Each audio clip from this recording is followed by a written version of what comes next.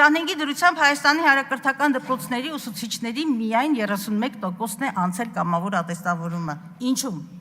5 տարի։ Ըստ էության պետությունը դեռ չի հաջողել ուսուցչական կազմին համոզել, որ ատեստավորումը մասնագիտական զարգացման, աշխատանքի որակի բարելավման արդյունավետ գործիք է։ Պատճառների վերլուծություն կատարելու եւ խնդիրները լուծելու փոխարեն Փաշինյանը օրերս հերթական վերօրենսդրական, վերսահմանադրական հայտարարությունը հնչեցրեց, թե ատեստացիա չանցած ուսուցիչը չպիտի մտնի դպրոց։ Հարգելի գործընկերներ, ուսուցչի որակավորումը բուհական դիպլոմով է տրվում եւ ոչ թե ատեստացիայով, փոխանցեք ձեր առաջնորդին։ Հանձային մասնագիտական նախազանգերից հետո պետական փորձաքննություն անցած եւ երաշխավորված մի շարք դասագրքեր կրկնական փորձաքննության, անգամ վերատպության կարիք են ունենում։ Ձեզանից շատերը հիշում են պատմության 7-8 դասարանների դասագրքերի պատմությունը։ Իսկ այբենարանում Մաշտոցի նկարը QR կոդով փոխարինելը պարզ խայտառակություն չէ, ես չգիտեմ ինչպես այն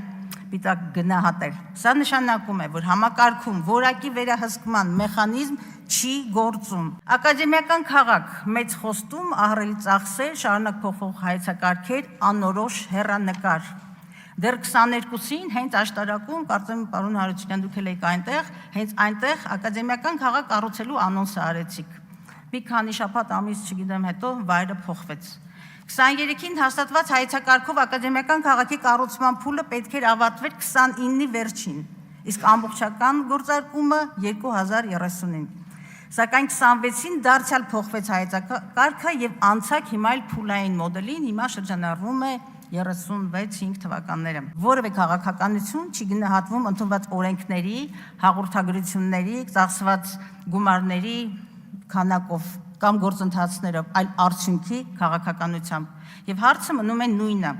21-26 թվականների կրթական քաղաքականության հստակ, չափելի արդյունքը որն է, որը թույլ կտա հայ քաղաքացուն այո ասել, որ կրթությունը բարելավել է։